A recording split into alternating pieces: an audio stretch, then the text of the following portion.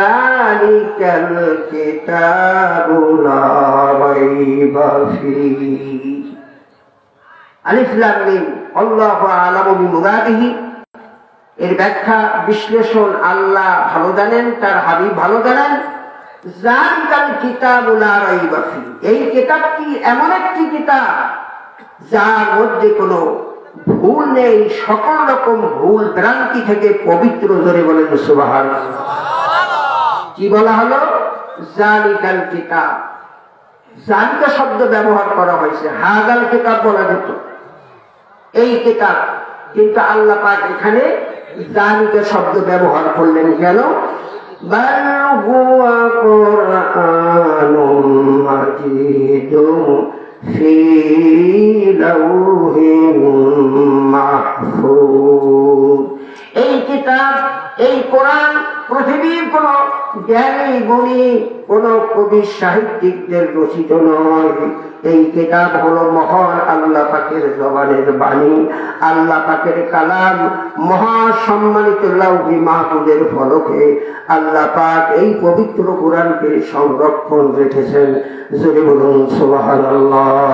একটু জিকির করেন লা ইলাহা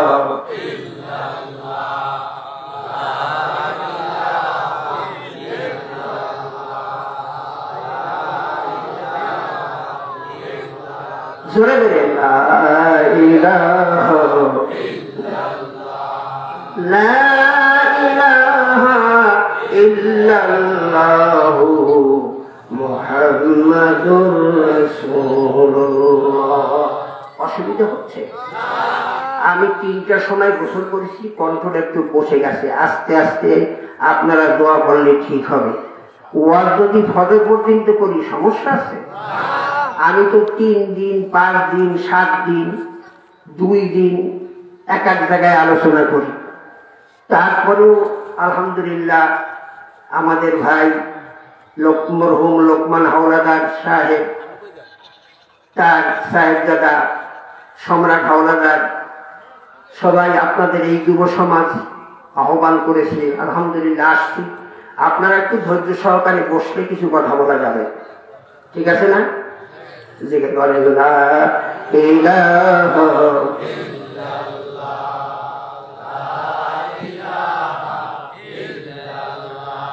লা ইলাহা ইল্লাল্লাহু মুহাম্মাদুর রাসূলুল্লাহ। কোরআনের বাড়ি হলো লাউহে মাহফুজ। কোথায়? কোরআন সবাই বাল হুয়া কুরআনুম মাজিদুন ফি লাউহিন মাহফুজ। লাউহে মাহফুজের ফলক, সেটা হলো একটা হোয়াইট সাদা ব্ল্যাকবোর্ড। কি বলেন তো? সাদা ব্ল্যাকবোর্ড। এই সাদা বোর্ডটাকে সেট করতে আল্লাহ পাক ৮০,০০০ খাম্বা ব্যবহার করছেন। কত হাজার? একটা খাম্বার থেকে আর একটা খাম্বার দূরত্ব হলো ৮০,০০০ বছরের পর। জোরে বলেন সুবহানাল্লাহ। এবং সেটা হলো সাদা, কোনো লেখা নাই, কোনো অক্ষর নাই, অটো সেখানে সেটিং আছে। জোরে বলুন সুবহানাল্লাহ। বন্ধুরা আমার, আল্লাহ পাক যালিকাল কিতাবু লা রাইবা ফীহি, এই যালিকা শব্দটা এমন একটা শব্দ আল্লাহ ব্যবহার করলেন যাতে করে এই কিতাবও বোঝানো হয়, লাউহে মাহফুজের কিতাবও বোঝানো হয়। জোরে বলুন সুবহানাল্লাহ। কারণ হলো যালিকা শব্দ যারা আল্লাহ বুঝিয়ে দিলেন, এই কিতাব সেই কিতাব যে কিতাব লাউহে মাহফুজের ফলকে সংরক্ষিত আছে। জোরে বলুন সুবহানাল্লাহ। ভাইরা আমার, শুধু তাই নয়, আল্লাহ পাক এই পৃথিবীতে কোরআন অবতীর্ণ করলেন। কোরআন সংরক্ষণ করার দায়িত্ব তিনি নিজের হাতে নিলেন। নাহানু নাযালনা যিকরা ওয়া ইন্না লাহু লাহাফিজুন। কোরআন অবতীর্ণ করেছেন আল্লাহ। কে অবতীর্ণ করেছেন? হেফাজত করবেন কে? আল্লাহ পাক। সেই জন্য কোরআনকে হেফাজত করার জন্য কিছু সংখ্যক আশরাফুল মাখলুকাত মানুষের সিনা হাফেজ কোরআনের সিনা গ্রহণ করলেন। সেই সিনার ভিতরে 30 পারা কোরআনকে আল্লাহ পাক সংরক্ষণ করলেন। কিন্তু দেখা গেল কোন হাফেজ কোরআনের সিনার ভিতরে কোরআন শরীফ এমন কায়দায় সংরক্ষণ করলেন, হাফেজ কোরআন যদি অসুস্থ হয়, ক্যান্সার যদি হয়, দেখা যায় সে মৃত্যু সজ্জায়, কিন্তু কোরআন শরীফ কখনো ভুলবে না, তার হৃদয় থেকে কোরআন বের হতে থাকবে। সেই লাউহে মাহফুজের ফলকের মতো অটো সিস্টেমে কোরআনের মধ্যে আল্লাহ হাফেজ কোরআনের সিনায় সংরক্ষণ করে দিলেন। যদি বলুন সুবহানাল্লাহ। সুতরাং আল্লাহ পাক এই কোরআন আমাদের সামনে পাঠালেন আর বললেন, আল্লাযীনা আতাইনাহুমুল কিতাব, আমি তোমাদের জন্য একটা আশ্চর্য কিতাব দান করেছি, আর এই কিতাবের দায়িত্ব হলো ইয়াতলুনাহু হাক্কা তিলাওয়াতি, তোমরা কোরআনকে তেলাওয়াত করবে, তেলাওয়াতের হক আদায় করবে। আজকে কোরআন আমাদের বাড়িতে আছে, ঘরে আছে, কিন্তু তেলাওয়াত নাই। আছে? কথা বলেন আছে? কথাটা একটু ঘুরে আনতে সময় লাগতেছে। কোরআন শরীফ, আমরা যেহেতু মুসলিম, আমাদের ধর্মগ্রন্থ কোরআন আমরা সবাই জানি। কি বলেন? জানি না? জানার পরেও, কোরআন আমাদের ঘরে থাকার পরেও কোরআনের চর্চা, কোরআনের তেলাওয়াত, কোরআনের আলোচনা আমাদের ঘরে নাই। আছে? সমাজে আছে, রাষ্ট্রে আছে, কোথাও নেই, কোথাও নাই। আজকে এই বিশাল আয়োজন, এই ক্ষীরপাড়া যুব সমাজ কোরআনের মাহফিল না করে অন্য কিছু তো করতে পারত। কি বলেন? পারত না? লোকে লোকারণ্য হয়ে যেত। কিন্তু আল্লাহ পাক এই যুব সমাজকে মর্দে মুজাহিদ হিসাবে কবুল করুন। জোরে বলেন আমিন। তারা কোরআন শোনার একটা পরিবেশ করলেন, কিন্তু আমরা আসতে পারলাম না। দুর্ভাগ্য আমাদের। কি বলেন? ঠিক কিনা? কিন্তু আল্লাহ পাক বলেছে, তোমরা খাইরে উম্মাত, শ্রেষ্ঠ নবীর শ্রেষ্ঠ উম্মত, তোমাদের দায়িত্ব হলো আমি যে কিতাব তোমাদের জন্য পাঠিয়েছি সে কিতাবকে তোমরা তিলাওয়াত করবে, তিলাওয়াতের হক আদায় করবে। তিলাওয়াতের হক আদায় করবে কিভাবে? আল্লাযীনা আতাইনাহুমুল কিতাবা ইয়াতলুনাহু হাক্কা তিলাওয়াতি, তোমরা তিলাওয়াতের হক আদায় করবে। কোরআনুল কারীমের একটি আয়াত, কোরআনুল কারীমের একটি আয়াত অথবা একটি শব্দ কেউ যদি বিশুদ্ধভাবে পড়ার চেষ্টা করে, কি বলেন? কোরআনের একটি শব্দ, একটি আয়াত যদি কেউ বিশুদ্ধভাবে পড়ার চেষ্টা করে, তার নামায় আমলে 100 রাকাত কবুল নামাজের সওয়াব লেখা হবে। জোরে বলেন না সুবহানাল্লাহ।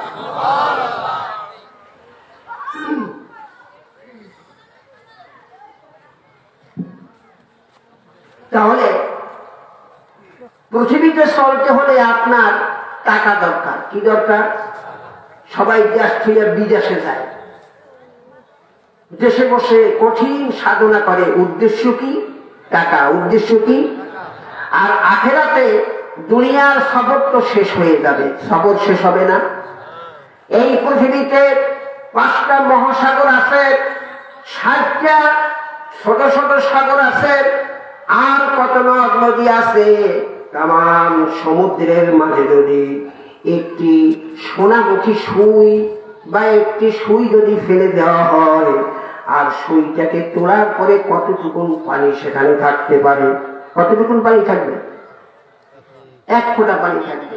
দুনিয়ার হায়াত হলো ওই সুইয়ের পানির মতো, আর মহাসমুদ্রের অথই পানি হলো আখিরাতের হায়াত। জোরে বলুন সুবহানাল্লাহ। ভাইরা আমার, সেই আখিরাতের হায়াতে টাকা লাগবে না, জমি লাগবে না, ঘর লাগবে না, বাড়ি লাগবে না, জনতা লাগবে না, শুধু নেক লাগবে, সব লাগবে।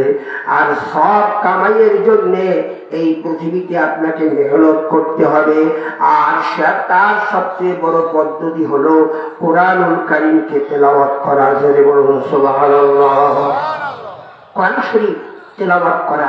কেউ যদি কোরআন শরীফ তেলাওয়াত করে, একটা আয়াত, কয়টা আয়াত? কোরআন শরীফে কয়টা আয়াত আছে? 6666টা আয়াত আছে। জোরে বলুন সুবহানাল্লাহ। এর একটা আয়াত যদি কেউ পড়ার চেষ্টা করে বিশুদ্ধভাবে, তাহলে তার নামায় আমলে 100 রাকাত কবুল নামাজের সব লেখা হবে। আমরা যে নামাজ পড়ি, এই নামাজ আল্লাহর কাছে কবুল হয়েছে কোনো গ্যারান্টি আছে? কেউ বলতে পারবেন যে আমার নামাজ কবুল হয়েছে? কিন্তু কোরআন শরীফের একটা আয়াত যদি আপনি পড়েন বা পড়ার চেষ্টা করেন বিশুদ্ধভাবে, ওয়ারাত্তিলিল কোরআন তারতিলা, কোরআন শরীফ যেমন তেমন ভাবে পড়লে হবে না, হবে কি বলেন? হবে। আজকে সকল ভাষা যেমন তেমন বললে হয়, আমাদের বাংলা ভাষারও শেষ নাই। আমরা বরিশালের লোক বলে একরকম, চাঁদপুরের লোক, নোয়াখালী কুমিল্লার লোক তারা বলে একরকম, আপনাদের এলাকার বাংলা ভাষা একরকম। চিটাগাং, 2 চিটাগাং একাত্র হয়ে কথা বললে কেরামান কাতাবিনেরও বুঝতে কষ্ট হয়। সুতরাং বাংলা ভাষাই নানা রকম, তারপরেও ভাষা বাংলা ভাষা। কি ভাষা? বাংলা ভাষা। কিন্তু কোরআন শরীফ এইভাবে তো পড়লে হবে না, কোরআন শরীফকে বিশুদ্ধভাবে পড়তে হবে। ভাইরা আমার, কেউ যদি কোরআনুল কারীমের একটি আয়াতকে বিশুদ্ধভাবে পড়ে অথবা পড়ার চেষ্টা করে, তার নামায় আমলে 100 কবুল নামাজ, 100 রাকাত কবুল নামাজের সব লেখা হবে। কেউ যদি কোরআনুল কারীমের একটি আয়াতকে অর্থসহ বুঝে পড়ার চেষ্টা করে বা পড়তে পারে, তার নামায় আমলে 1000 রাকাত কবুল নামাজের সব লেখা হবে। জোরে বলেন সুবহানাল্লাহ। কোরআন শরীফ পড়তে হবে। পৃথিবীতে 104 খানা আসমানি কিতাব আল্লাহ অবতীর্ণ করছে। কয়খান? 104 খান। সকল কিতাবকে আল্লাহ যেই নবীর কাছে অবতীর্ণ করেছে, সেই নবীর মাতৃভাষায় অবতীর্ণ করেছে। যেমন মুসা আলাইহিস সালামের ভাষা ছিল হিব্রু ভাষা, তাই সেখানে হিব্রু ভাষায় নাজিল হয়েছে। এইভাবে এক এক ভাষায় নবীর যখন যে ভাষা ছিল সেই ভাষায় কোরআন নাজিল হয়েছে।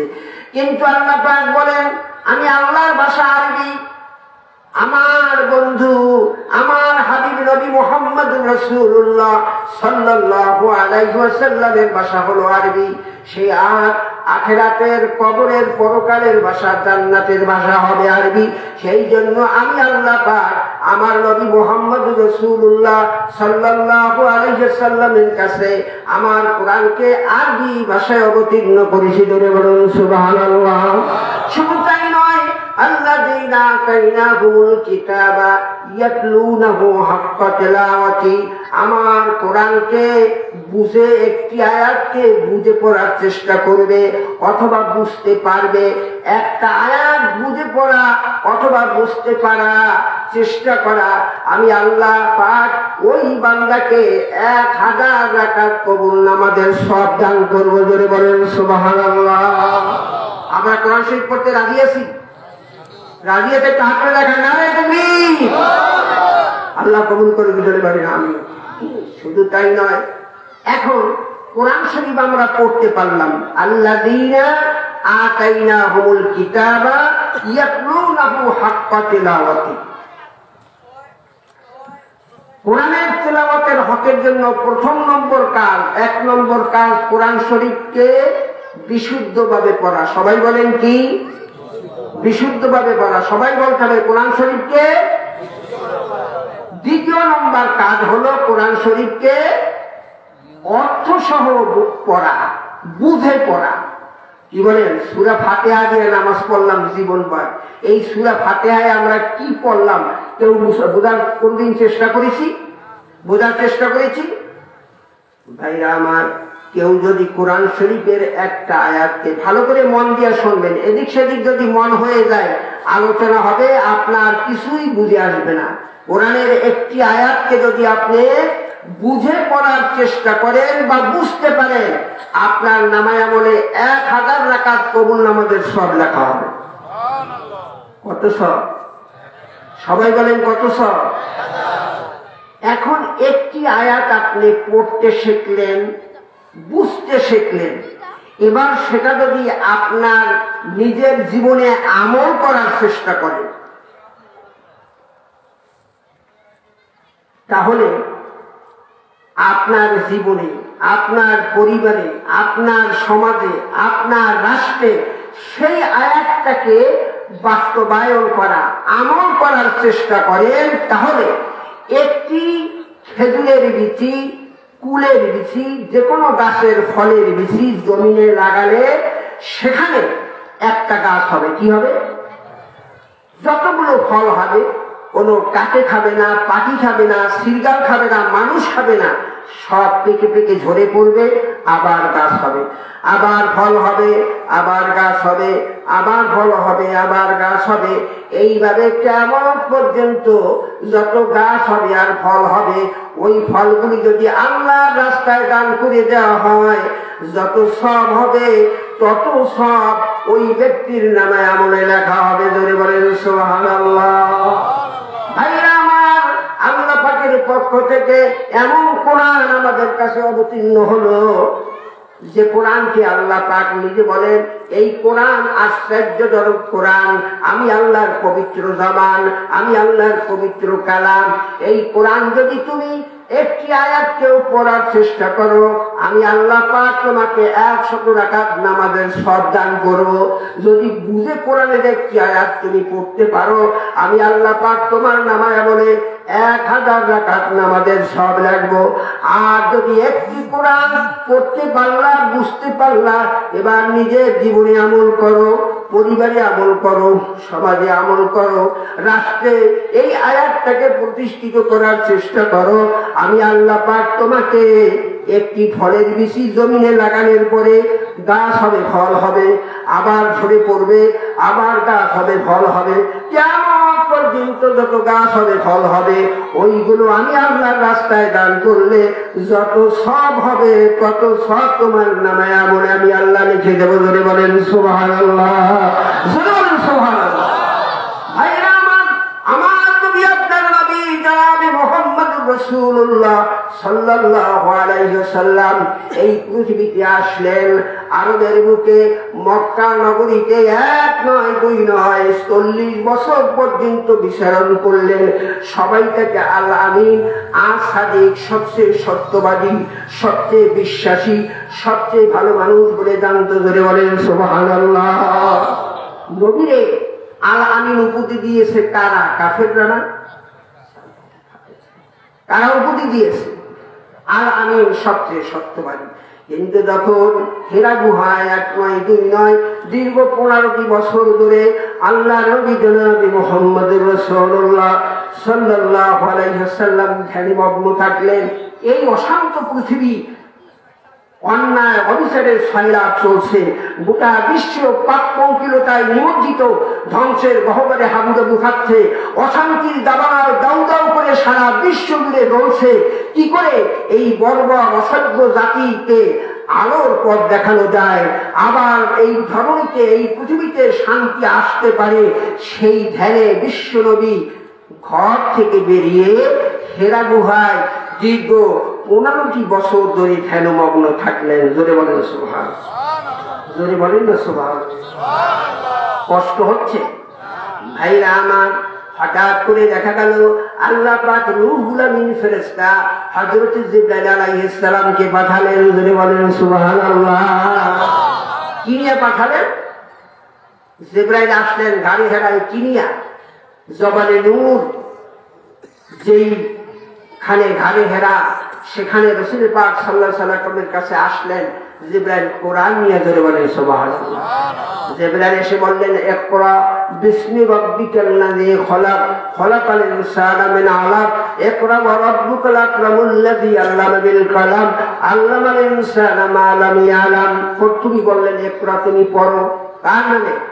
আল্লাহর নামে। ইকরা বিসমি রাব্বিকাল্লাযী খলাক, সেই প্রভুর নামে পড়ো যিনি তোমাকে সৃষ্টি করেছেন। ধরে বলেন সুবহানাল্লাহ।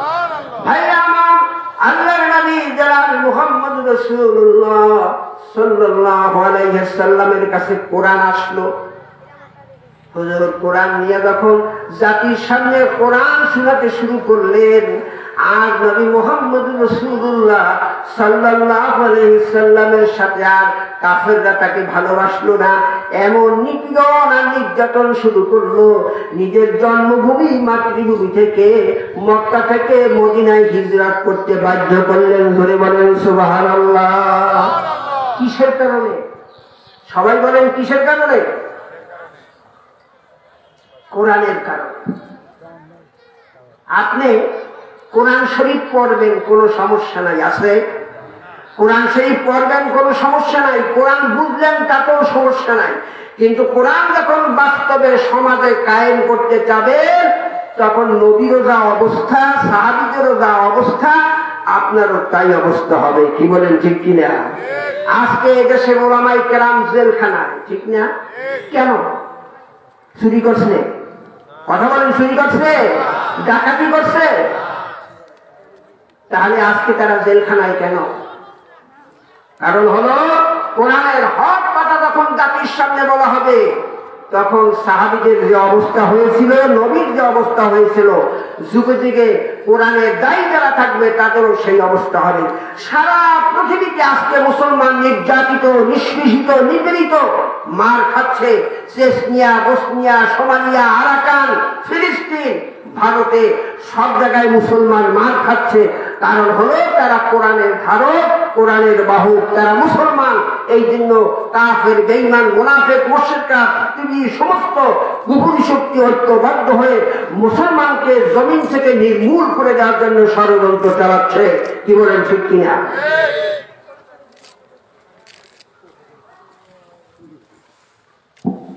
সুতরাং কোরআনুল কারীম আমাদের কাছে আসছে, আল্লাহর কালাম।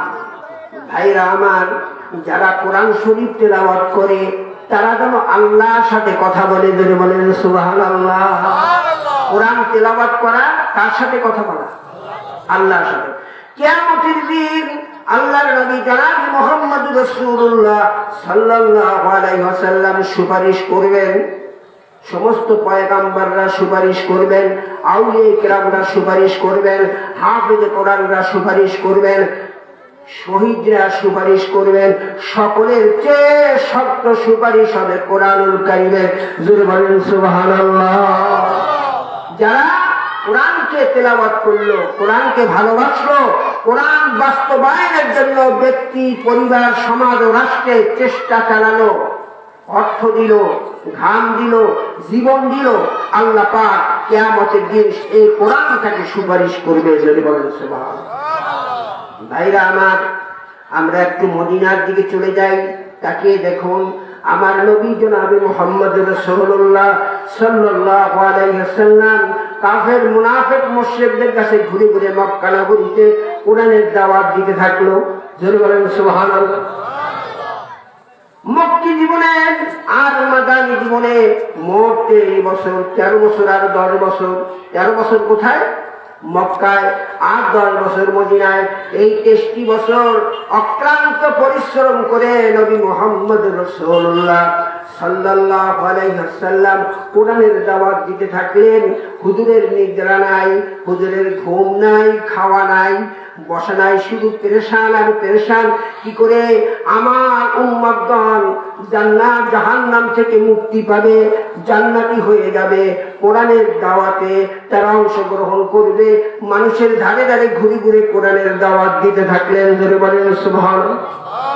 ভাইরা আমার, ইতিহাস সাক্ষী, হযরত রাসূল পাক সাল্লাল্লাহু আলাইহি ওয়াসাল্লাম হঠাৎ করে মা আয়েশা সিদ্দিকা রাদিয়াল্লাহু তাআলা আনহা রিওয়ায়াত করেন, একদিন হুজুর আমার ঘরে প্রবেশ করলেন, বললেন, আয়েশা, আজ 7 দিন পর্যন্ত আমি কিছু খাই নাই, আমি বড় ক্ষুধার্ত, আমি বড় ক্লান্ত, আমাকে কিছু খাবার দাও।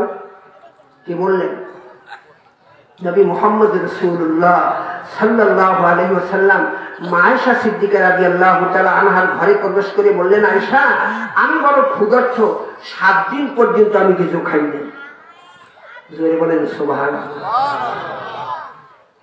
আমার নবী আখিরি জামানার পয়গম্বর, দুজাহানের বাদশা নবী মুহাম্মদ রাসূলুল্লাহ সাল্লাল্লাহু আলাইহি ওয়াসাল্লাম তিনি বলে, আয়েশা, আমি বড় ক্ষুধার্ত, 7 দিন পর্যন্ত অনাহারে অভুক্ত, আমি কিছু খাই নাই, আমাকে কিছু খাবার দাও। হযরতে আয়েশা চোখের পানি ছেড়ে দিলেন, অশ্রু সিক্ত নয়নে বিশ্ব নবীর চেহারার দিক তাকিয়ে বলেন, ইয়া রাসূলুল্লাহ, ইয়া হাবিবাল্লাহ, হুজুর আজ 1 মাস পর্যন্ত ঘরের উনুনে কোনো আগুন জ্বলে নাই, ঘরে কোনো খাবার নাই। জোরে বলুন সুবহানাল্লাহ। হযরতে আয়েশার চোখে পানি দেখে আল্লাহর নবী এদিক সেদিক তাকাতে থাকলেন। দেখলেন ঘরের কোনে একটা মস্কো পড়ে আছে, মস্কো বোঝেন, পানির ব্যাগ পড়ে আছে, আর সেই মস্কের নিচে একটু পানি পড়ে আছে। আল্লাহর নবী এক ঢোক পানি পান করে জিহ্বাটা দিয়ে ঠোঁটগুলো, শুকনো ঠোঁটগুলো ভিজিয়ে নিলেন, আর আস্তে করে মস্কোটা সেখানে বসিয়ে রেখে ধীরে ধীরে মা আয়েশা রাদিয়াল্লাহু তাআলা আনহার হুজরা মোবারক থেকে বেরিয়ে পড়লেন। জোরে বলুন সুবহানাল্লাহ। হযরত আয়েশা বলেন, আমি দেখতে পেলাম আখিরি জামানার পয়গম্বর নবী মুহাম্মদুর রাসূলুল্লাহ সাল্লাল্লাহু আলাইহি ওয়াসাল্লাম হুজুরের এমন সুন্দর চেহারাটা মলিন হয়ে গেল। হুজুর হাঁটতে পারে না, মাথাটা নিচু করে আস্তে আস্তে করে ঘর থেকে বেরিয়ে যাচ্ছে।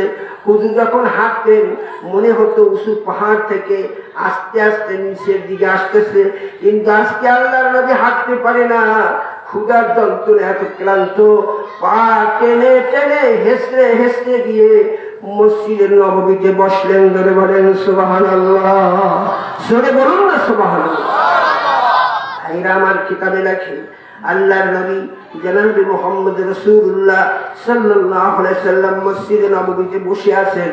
সাহাবায়ে কেরাম রাদিয়াল্লাহু তাআলা আলাইহিম আজমাইন এসে হুজুরকে সালাম দিচ্ছেন। হুজুরের কণ্ঠনালী শুকিয়ে গেছে।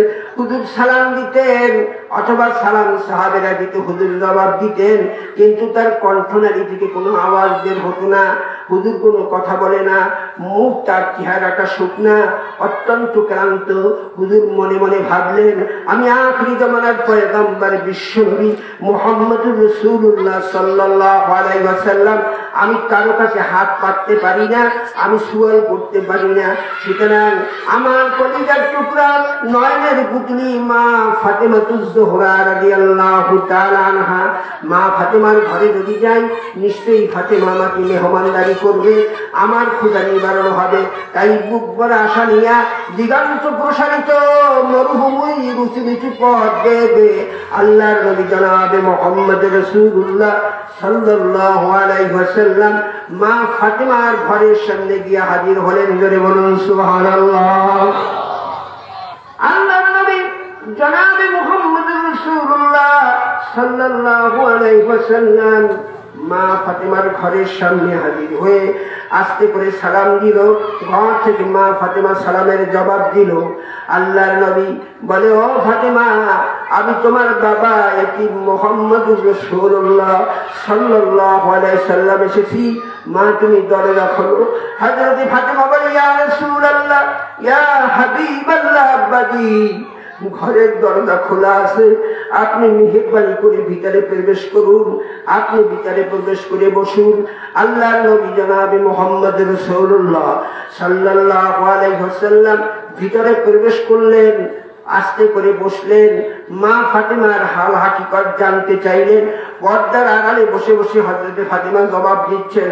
আল্লাহর নবীকে বলে, ফাতেমা, আমি তোমার এতিম বাবা নবী মুহাম্মদ রাসূলুল্লাহ সাল্লাল্লাহু আলাইহি ওয়াসাল্লাম মায়ের উদরে বাপকে হারিয়েছি, জীবনে আমি বাবা দেখি নাই, বাবা কোনোদিন আমাকে আদর করে নাই, বাবা কোনোদিন আমাকে কোলে নেয় নাই, পিছে নেয় নাই। 6 বছরে আমি মা হারিয়েছি, আমি বড় এতিম, বড় অসহায়। মা ফাতিমা, তোমাকে আমি সবচেয়ে মহব্বত করি, সবচেয়ে ভালোবাসি। আমি যখন কোথাও সফরে যাই সকলের শেষে তোমার কাছ থেকে বিদায় নেই, আবার যখন সফর থেকে আসি সকলের আগে তোমার কাছে আসি, আমি দেখা করি। মা, আজকে দীর্ঘদিন পরে আমি তোমার ঘরে আসলাম, তুমি কেন আমার সামনে আসো না? কেন পর্দার আড়ালে বসে আমার সাথে কথা বলছো? একবার তুমি আমার সামনে আসো, আমি একবার তোমার চেহারাটা দেখি। হযরত ফাতিমা ডুকরে ডুকরে কাজার বলে, ইয়া রাসূলুল্লাহ, ইয়া হাবিবাল্লাহ, আব্বাজি আপনার মাথার পাগড়ি, আপনার মাথার চাদরখানা ঘরে দেন, আমি আমার আব্বুকে সুন্দর মতো ডেকে আপনার সামনে হাজির হই। আব্বা, আমার পরনে ভালো বস্ত্র নাই, কাপড় নাই, সেই জন্য আমি আপনার সামনে হাজির হতে পারছি না। কিতাবে লেখে আল্লাহর নবী জনাবি মুহাম্মদ রাসূলুল্লাহ সাল্লাল্লাহু আলাইহি ওয়াসাল্লাম মাথার পাগড়ি বা চাদর খুলে দিলেন। হযরতে মা ফাতেমা জোহরা রাদিয়াল্লাহু তাআলা আনহা সুন্দর করে চাদর দিয়া তার আবু থেকে আস্তে আস্তে বিশ্ব নবীর দিকে অগ্রসর হতে লাগলেন। জোরে বলুন সুবহানাল্লাহ, জোরে বলুন সুবহানাল্লাহ। ভাইরা আমার, কিতাবে লেখে আল্লাহর নবী জনাবি মুহাম্মদ রাসূলুল্লাহ সাল্লাল্লাহু আলাইহি ওয়াসাল্লাম তাকিয়ে দেখেন মা ফাতেমার চেহারাটা মলিন হয়ে গেছে, ঠোঁট দুটো কাঁপতেছে, চোখ থেকে ঝরঝর করে গাল বেয়ে বেয়ে পানি পড়তেছে, আর আস্তে আস্তে করে সামনের দিকে অগ্রসর হচ্ছে। আল্লাহর নবী জনাবি মুহাম্মদ রাসূলুল্লাহ সাল্লাল্লাহু আলাইহি ওয়াসাল্লাম মিষ্টি হেসে বলে, ফাতেমা, তোমার কি ধৈর্যের বাঁধ কেটে গেল? তোমার কি ধৈর্য থাকলো না? একটু বস্ত্র নাই, সেই জন্য কি তুমি এমন ভাবে কাটবে?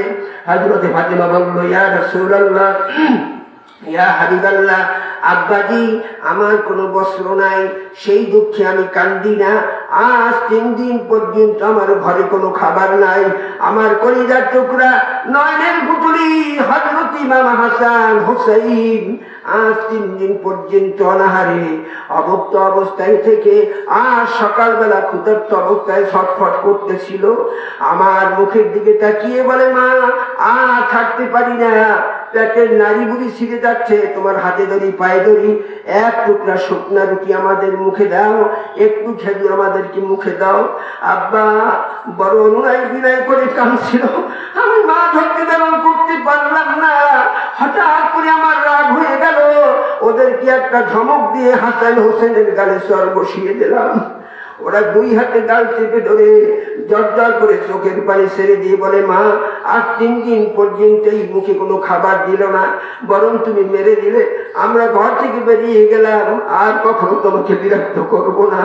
আব্বা, এই বলে হযরতে হাসান হোসেন সকালবেলা ঘর থেকে বেরিয়ে গেল। কোথায় হারিয়ে গেল? এত কষ্ট করেও খুঁজলাম, হাসান হোসেনের সাক্ষাৎ পেলাম না। জানি না হাসান হোসেন কোথায় অনাহারে অভুক্ত অবস্থায় পড়ে আছে। আমি থাকতে পারছি না, আপনার হাতে ধরি পায়ে ধরি, মেহেরবানি করে হাসান হোসেনের সন্ধান নেন। ধরে বলুন সুবহানাল্লাহ। ভাইরা আমার, কোরআনুল কারীম বড় কষ্ট করে আমাদের মাঝে এসেছে। আল্লাহর নবী জনাবে মুহাম্মদ রাসূলুল্লাহ সাল্লাল্লাহু আলাইহি ওয়াসাল্লাম ক্লান্ত দেহে ক্ষুধার্ত অবস্থায় মা ফাতেমার ঘর থেকে বেরিয়ে পড়লেন। দিগন্ত প্রসারিত মরুভূমির উঁচু উঁচু পথ বেয়ে সামনে অগ্রসর হতে লাগলেন। আর ডাকতে লাগলেন, হাসান, হাসান হোসাইন বলে ডাকতে লাগলেন। সেই ডাক ধ্বনিত প্রতিধ্বনিত হয়ে পাহাড়ের চূড়ায় চূড়ায় আঘাত হানতে লাগলো। নিথর নিস্তব্ধ, কোনো সাড়া নাই, কোনো শব্দ নাই। আল্লাহর নবী জনাবে মুহাম্মদ রাসূলুল্লাহ সাল্লাল্লাহু আলাইহি ওয়াসাল্লাম হাসান হুসাইন বলে ডাকে। সেই ডাক শুনে পাহাড়ের গুহা থেকে বাঘ সিংহ বেরিয়ে এসে আল্লাহর নবী বলে, তোরা কি আমার কলিজার টুকরা হাসান হোসেনকে খেয়ে ফেলেছো? বাঘ সিংহ তারা রাসূল পাক সাল্লাল্লাহু আলাইহি সাল্লামকে সিজদা করে বলি, ইয়া রাসূলুল্লাহ, ইয়া হাবিবাল্লাহ, হুজুর, আমরা হিংস্র জানোয়ার হতে পারি, এমন নিষ্ঠুর নই। আহলে বাইতের রক্ত আমরা গ্রহণ করতে পারি। ধরে বলুন সুবহানাল্লাহ। ভাইরা আমার, রাসূল পাক সাল্লাল্লাহু আলাইহি ওয়াসাল্লাম আস্তে আস্তে সামনে অগ্রসর হতে লাগলো। দেখতে পেল একদল রাখাল কতগুলো উট, ভেড়া, বকরি, দুম্বা নিয়ে সামনে অগ্রসর হচ্ছে। আল্লাহর নবী বলে, ও রাখাল, তোমরা কোথায় যাচ্ছ? একই রঙের, একই ঢঙের, এক চেহারার, এক কায়দার, এক সাইজের দুটো ছেলে কি তোমরা দেখেছো? রাখাল বলে, ভাই, কোন ছেলের কথা বলেন জানি না, তবে অমুক পাহাড়ের পাদদেশে একই রঙের, একই ঢঙের, এক চেহারার, এক কায়দার, এক সাইজের দুটো ছেলে বসে আছে। এক ভাই আর এক ভাইয়ের দিকে তাকিয়ে তাকিয়ে কান্দে। তাদের চোখের পানি দেখে দেখে আমাদের বকরি দুম্বা গুলাও চোখের পানি ছেড়ে কাঁদে, এত মারা মারলাম, একটা বকরি দুম্বাকেও ঘাসে মুখ লাগাতে পারলাম না। হঠাৎ করে ওই ছিল দুটি পাহাড়ের পাদদেশে ঝরে পড়লো, আর অমনি করে আমাদের বকরি দুম্বা বেড়াগুলো নিয়ে ঘরের দিকে ছুটে যাচ্ছি। আল্লাহর নবী জনাবে মুহাম্মদুর রাসূলুল্লাহ সাল্লাল্লাহু আলাইহি ওয়াসাল্লাম বুঝতে পারলেন ওই ছেলে আর কেউ নয়, হযরতে হাসান হোসেনের শুকনো মুখ দেখে বকরি ভেড়ারাও খাবার বন্ধ করে দিয়েছে। ধরে বলেন সুবহানাল্লাহ, একটু জিকির করেন লা ইলাহা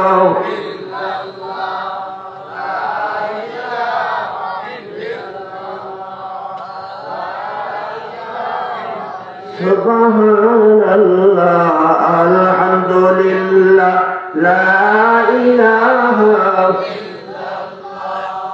সুবহানাল্লাহ আলহামদুলিল্লাহ লা ইলাহা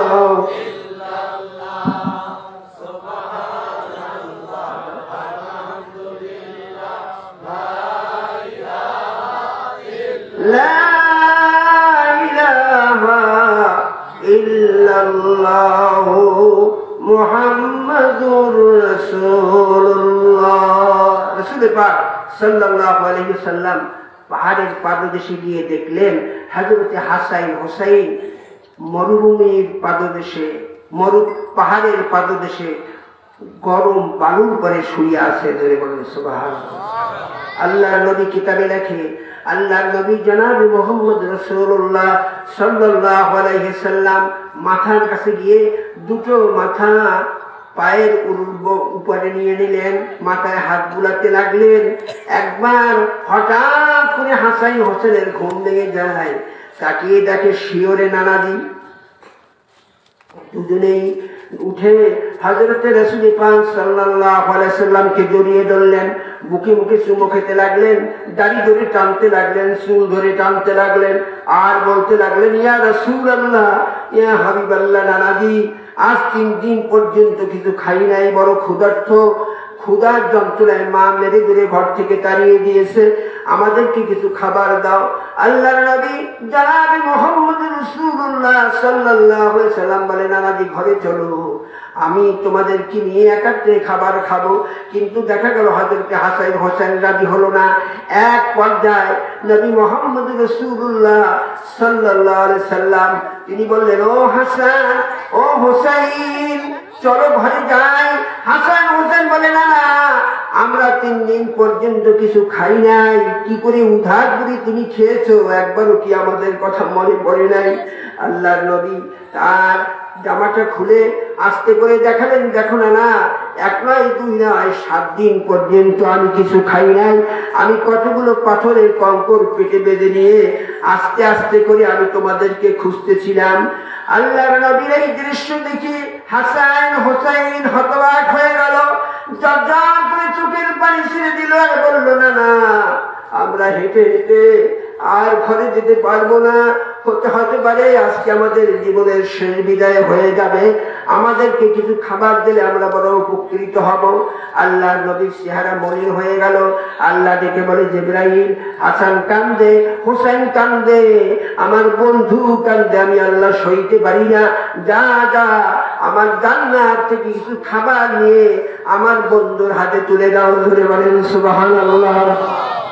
কিতাবে লেখি হযরত জিবরাইল আলাইহিস সালাম কিছু খাবার নিয়ে আসে, নবী মুহাম্মদ রাসূলুল্লাহ সাল্লাল্লাহু আলাইহি সাল্লামের হাতে তুলে দিলেন। হযরত হাসান হোসেনকে আল্লাহ নবী সুন্দর খেজুর খেতে দিলেন।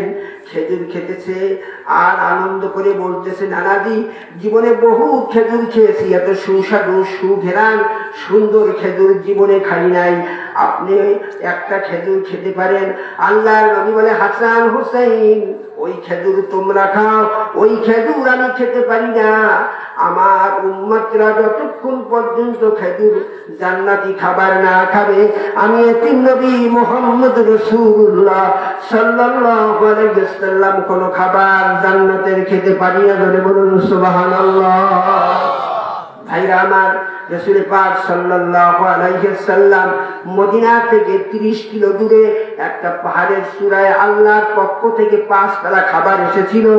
আজকে নবী মুহাম্মদ রাসূলুল্লাহ সাল্লাল্লাহু আলাইহি ওয়াসাল্লাম সেই জান্নাতি খাবার হাসান হোসেন খাচ্ছে, আর নবী তাকিয়ে তাকিয়ে আনন্দে মিষ্টি মিষ্টি হাসতেছে। হঠাৎ করে তাকিয়ে দেখে অদূরেই হযরত জিবরাইল আলাইহিস সালাম দাঁড়িয়ে আছে, আর চেহারাটা তার বড় মলিন। আল্লাহর নবী বলে, ইয়া কি জিবরাইল, হে ভাই জিবরাইল, আপনার চেহারাটা মলিন কেন? জিবরাইল বলে, ইয়া রাসূলুল্লাহ, ইয়া হাবিবাল্লাহ, হুজুর, আজ যে হাসান হোসেনের ব্যথায় ব্যথিত হয়ে জান্নাতি খাবার খেয়ে তারা আনন্দে আনন্দ করতেছে, আপনার খুশিতে মনটা ভরে গেছে।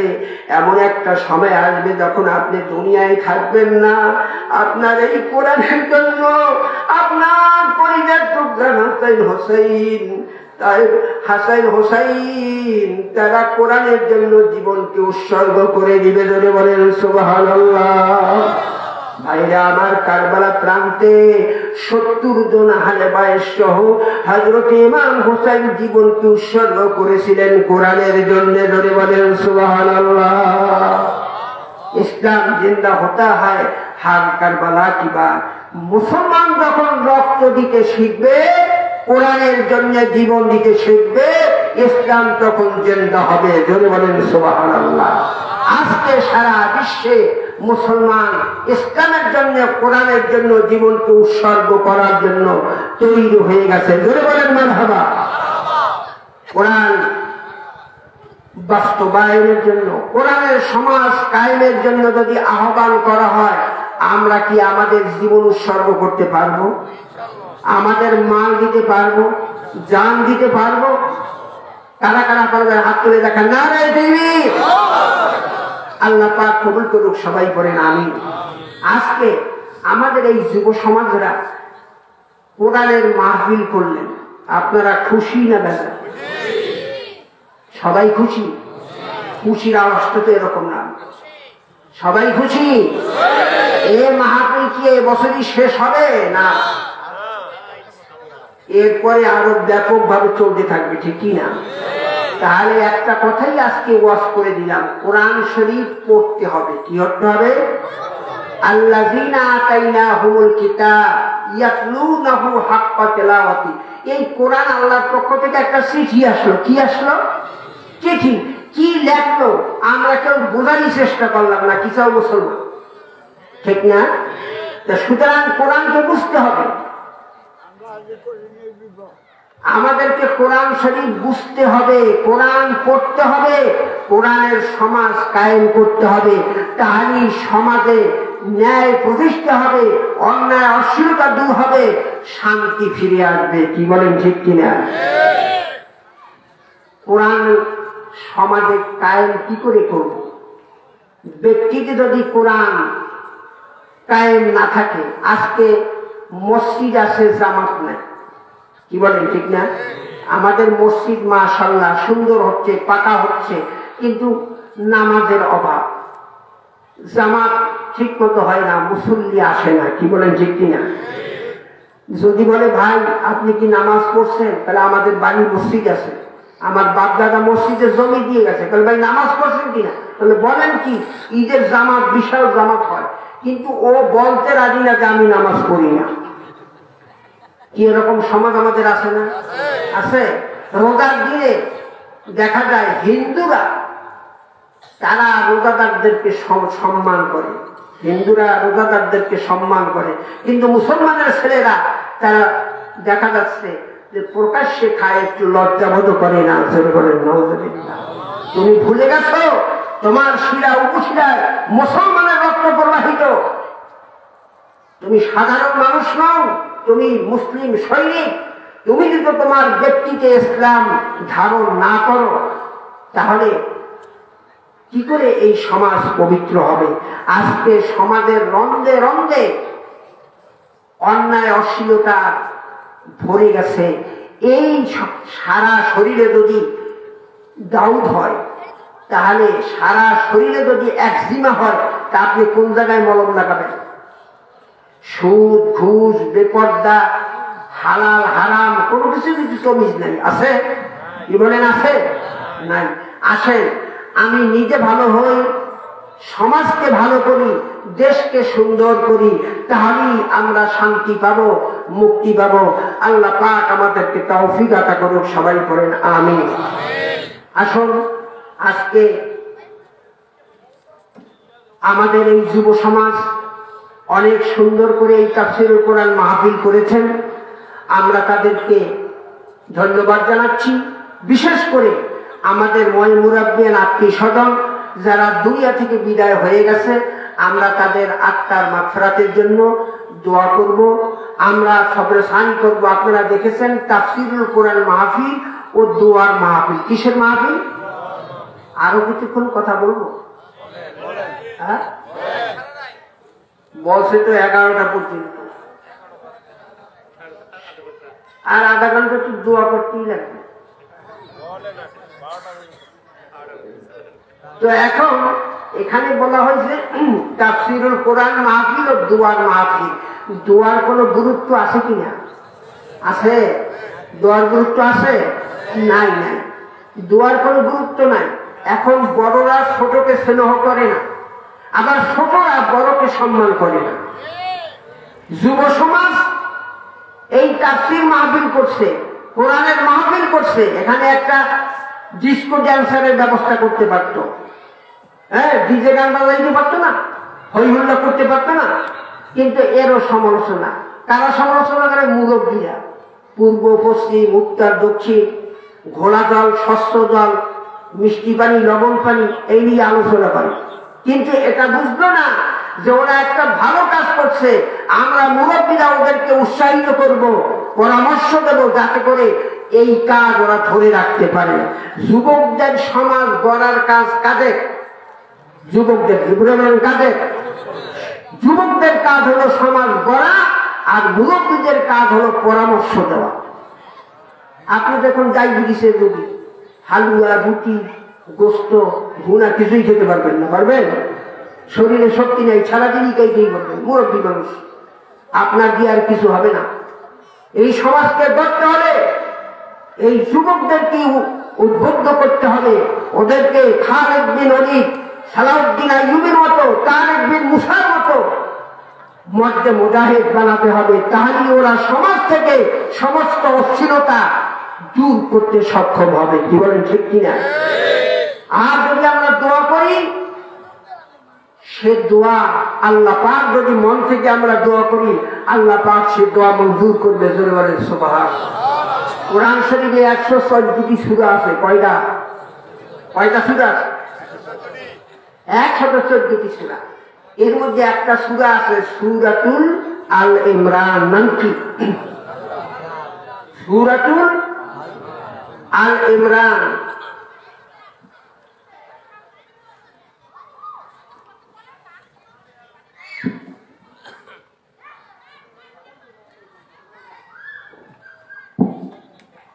কোরআন শরীফে 2 জন ইমরানের কথা বলা হয়েছে। কয়জন? আরেকটু ওয়াজ করে, যেহেতু অনেক মা বোনরা আসছে, ঠিক না? 2 জন ইমরানের কথা বলা হয়েছে। কয়জন? একজন ইমরান ছিলেন বনী ইসরাইলের একজন জবরদস্ত আল্লাহর ওলি, তার নাম হলো আল ইমরান। নাম কি? আল ইমরান। তার কোনো ছেলে মেয়ে ছিল না, কোনো সন্তানাদি ছিল না। তার স্ত্রীর নাম হলো হান্না। স্ত্রীর নাম কি? হান্না। সবাই কি কথা বলবি না? স্ত্রীর নাম কি? তো আল ইমরান এবং তার স্ত্রী 2 জনই আল্লাহর কাছে দোয়া করলেন।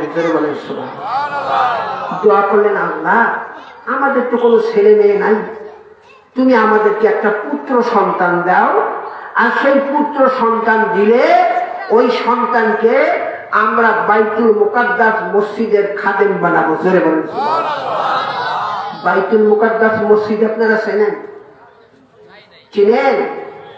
যেটা আমাদের প্রথম কেবলা ছিল, এখন যেখানে মারামারি হচ্ছে ইসরায়েলে। এই বাইতুল মুকাদ্দাস মসজিদে বড় দামি মসজিদ। খানায় কাবায় 1 রাকাত নামাজ পড়লে 1 লক্ষ রাকাত নামাজের সব। মসজিদে নববীতে এক রাকাত নামাজ পড়লে মদিনায় 50,000 রাকাত নামাজের সওয়াব। বাইতুল মুকাদ্দাস মসজিদে এক রাকাত নামাজ পড়লে 50,000 রাকাত নামাজের সওয়াব। জোরে বলুন সুবহানাল্লাহ। এই বাইতুল মুকাদ্দাস মসজিদ তারা নিয়াত করলো যে একটা সন্তান আল্লাহ দিলে বাইতুল মুকাদ্দাস মসজিদের খাদেম বানাবে। আল্লাহ তাদেরকে সন্তান দিলেন, তবে পুত্র সন্তান না, কন্যা সন্তান। কি সন্তান দিলেন? কন্যা সন্তান। তো কন্যা সন্তান দেওয়ার পরে হযরতে ইমরানের পরিবার এবং হযরতে ইমরান তারা খুশি হইলেন যে আমরা তো নিঃসন্তান ছিলাম, আল্লাহ খুশি হয়ে আমাদেরকে কন্যা সন্তান দিছে, এই সন্তান কি বাইতুল মুকাদ্দাস মসজিদের খাদেম বানাবো। তদানীন্তনকালে বাইতুল মুকাদ্দাস মসজিদের ইমাম ছিলেন আল্লাহর পয়গম্বর হযরতে জাকারিয়া আলাইহিস সালাম। কি? জাকারিয়া আলাইহিস সালাম। তো জাকারিয়া আলাইহিস সালাম হযরতে ইমরানের ভাইরা সম্পর্কে এই কন্যা সন্তানের নাম রাখলেন মারিয়াম। নাম রাখলেন কি? তা মারিয়ামের খালু হযরতে ইমরান পরিবার এসে তার খালুকে জাকারিয়া আলাইহিস সালামকে বললেন যে আমরা এই নিয়ত করছিলাম, তো এই কন্যা সন্তান কি মসজিদের খাদেমা বানানোর জন্য দিয়ে গেলাম আপনার হাওলায়, আপনার তত্ত্বাবধানে, আপনি দেখাশোনা করবেন। হযরতে ইমরান জাকারিয়া আলাইহিস সালামকে কন্যা সন্তান বাইতুল মুকাদ্দাসের খাদেমা বানানোর জন্য দিলেন। জাকারিয়া আলাইহিস সালাম সাদরে গ্রহণ করলেন। বাইতুল মুকাদ্দাস মসজিদের উপকণ্ঠে পাশে একটা কামরার ভিতরে মারিয়ামকে লালন পালন করতে লাগলেন। এক সময় দেখা গেল মারিয়াম যৌবনে পদার্পণ করলেন। জোরে বলেন সুবহানাল্লাহ। হযরতে জাকারিয়া আলাইহিস সালাম এখন চিন্তিত, মেয়ে বড় হয়েছে। তিনি কোন এক সময় মরিয়মকে কামরার ভিতরে রেখে বাহির থেকে তালা দিয়া বেরিয়ে গেলেন। যে মানুষ মরিয়মের কথা ভুলে গেলেন, মরিয়মের কথা ভুলে গেলেন। আল্লাহ পাক বলেন ফালাম্মা দাখালা আলাইহা যাকারিয়াল মিহরাবা ওয়াজাদা ইনদাহা রিজকা। জাকারিয়া আলাইহিস সালাম মনে মনে ভাবলেন, সর্বনাশ, আমি তো মরিয়মকে তালাবদ্ধ করে রেখে এসেছি, মরিয়মের তো ক্ষুধা লাগতে পারে, আর এখন অনেকক্ষণ হয়ে গেল। তিনি তড়িৎ গতিতে এসে কামরা খুলে ভিতরে প্রবেশ করলেন। দেখলেন যে মরিয়মের সামনে একটা ট্রে, একটা খাঞ্চা, তার মধ্যে নানা রকমের খাবার, ফলমূল ভর্তি। ধরে বলেন সুবহানাল্লাহ। জাকারিয়া আলাইহিস সালাম মরিয়মকে বললেন, মরিয়ম, তোমাকে তো তালা মেরে রাখলাম, তো এত সুন্দর খাবার কোত্থেকে আসলো? মরিয়ম আলাইহিস সালাম মিষ্টি হেসে জবাব দিলেন, ক্বালা ইয়া মারইয়াম আন্না লাকি হাযা ক্বালাত হুয়া মিন ইনদিল্লাহ। খালুজি, আমার সামনে যে সমস্ত খাবার দেখতেছেন সকল খাবার আল্লাহর পক্ষ থেকে আসছে। জোরে বলেন সুবহানাল্লাহ। হযরত জাকারিয়া আলাইহিস সালাম আশ্চর্য হয়ে গেলেন দুইটা কারণে। 40টা কারণ তাফসিরে বলা হয়েছে, দুইটা কারণ বলি। একটা হলো যে তালাবদ্ধ ঘরে খাবার আসলো কি করে, আর মরিয়মের সামনে যে সমস্ত ফল ফুল ছিল ওই মৌসুমে ওই এলাকায় ওই ফল পাওয়া যায়। তাই তিনি আশ্চর্য হইলেন যে এই মৌসুম ছাড়া ফল আর বদ্ধবারে খাবার কি করে আসলো। হযরতে মারিয়াম আলাইহিস সালাম মিষ্টি হেসে একটু ওয়াজ শুনাই দিলেন, ইন্নাল্লাহা ইয়ারযুকু মান ইয়াশাউ বিগাইরি হিসাব। খালুজি, আপনি কি ভুলে গেছেন আল্লাহ যাকে ইচ্ছা করেন বেসমূর অনেক অনেক খাবার দিতে পারেন। জোরে বলেন সুবহানাল্লাহ। বন্ধুরা আমার, তাফসীরে রাখি হযরত জাকারিয়া আলাইহিস সালাম তিনিও ছিলেন নিঃসন্তান, তার কোনো সন্তান ছিল না, ছেলে মেয়ে ছিল না। সে বুঝতে পারল যে আল্লাহ পাক যদি বদ্ধবারে খাবার পাঠাতে পারে আর মৌসুম ছাড়া যদি ফল দিতে পারে, আমি জাকারিয়ার দায়িত্ব হলো আল্লাহর কাছে দোয়া করা আল্লাহ আমাকেও সন্তান দিতে পারবে। তাই জাকারিয়া আলাইহিস সালাম বাইতুল মুকাদ্দাস মসজিদের মেহরাবে গিয়ে সিজদায় পড়ে গেলেন এবং দোয়া করতে লাগলেন। হুনালিকা দা জাকারিয়া রাব্বা قال رب هب لي من لدنك ذرية طيبة إنك سميع الدعاء। জাকারিয়া আলাইহিস সালাম বলেন, আল্লাহ আমিও তুমি সন্তান, আমারও কোনো ছেলে মেয়ে নাই, তুমি আমার একটা সন্তান দাও। জোরে বলেন সুবহানাল্লাহ। কে দোয়া করতেছে? আল্লাহর পয়গম্বর হযরত জাকারিয়া আলাইহিস সালাম। যেহেতু তিনি আল্লাহর কাছে দোয়া এই জন্য করলেন যে মৌসুম ছাড়া ফল আল্লাহ দিয়েছে, সুতরাং আমি আল্লাহর কাছে দোয়া করলে আমাকেও আল্লাহ সন্তান দেবেন। আল্লাহ পাক জাকারিয়া আলাইহিস সালামের দোয়ায় খুশি হয়ে গেলেন। ফানাদাতুহুল মালাইকাতু ওয়া হুয়া কাইমুন ইউসাল্লি ফিল মিহরাব আন্নাল্লাহা ইউবাশশিরুকা বিয়াহইয়া। আমি আপনার হে জিবরাইল যাও, আমার পয়গম্বর জাকারিয়া বাইতুল মুকাদ্দাস মসজিদের মেহরাবে সিজদায় পড়ে কাঁদে, তাকে জানিয়ে দাও আমি আল্লাহ পাক তার দোয়াকে মঞ্জুর করেছি, তার জন্য আমি একটি পুত্র সন্তান দান করলাম, আর ওই পুত্র সন্তানের নাম আমি আল্লাহ নিজে রেখে দিলাম ইয়াহইয়া। ইতিপূর্বে এমন সুন্দর সন্তান নাম আমি আল্লাহ আর রাখি নাই। ধরে বলেন সুবহানাল্লাহ। সন্তানও আল্লাহ দিলেন, আবার নাম রাখলেন ইয়াহইয়া। আল্লাহ বলে এমন সুন্দর নাম ইতিপূর্বে আমি আর রাখি নাই। ধরে বলেন সুবহানাল্লাহ। দোয়ায় কাজ হয় কি হয় না? Direct action. ভাইরা আমার, হযরত জাকারিয়া আলাইহিস সালাম বললেন, আল্লাহ আমার বয়স হলো 100 বছর, আমার বেগম সাহেবের বয়স হলো 99 বছর, আমার দাড়ি চুল সব বরফের মতো সাদা হয়ে গেছে, আমার স্ত্রী বৃদ্ধা হয়ে গেছে, আমাদেরকে কিভাবে সন্তান হবে? আল্লাহ বললেন, জাকারিয়া কিভাবে সন্তান হবে বিশাল ইতিহাস আল্লাহ কোরআনুল কারীমে জানিয়ে দিয়েছেন। জোরে বলেন সুবহানাল্লাহ। আল্লাহ বলছে হবে, হবে কি হবে না? আল্লাহ পাঠাইলেন ইয়াহইয়া আলাইহিস সালামের দুয়ার ফসল ভালো হয় না খারাপ হয়? জোরে বলেন ভালো হয় না খারাপ হয়? ভাইরা আমার, আজকে আমাদের যতই দুঃখ কষ্ট ব্যথা বেদনা অভাব অনাটন যা কিছু থাকুক না কেন, চাইতে হবে কার কাছে? আরো জোরে বলেন কার কাছে? দিতে পারে কে? চাবার মতো চাইতে হবে, আল্লাহর কাছে চাইলে পাওয়া যায়। আপনার চোখের পানির অনেক দাম, আপনার ফরিয়াদের অনেক দাম। আমরা হতভাগা, আমরা নিজকেও বুঝতে পারলাম না, আমাদের মালিককেও চিনতে পারলাম না। আমার পরিচয় আমি নিজেই বুঝি না। কি বলে, আমরা কি অন্য সব মাখলুকের মতো? আমরা আশরাফুল মাখলুকাত, আল্লাহর বড় প্রিয় বান্দা আমরা।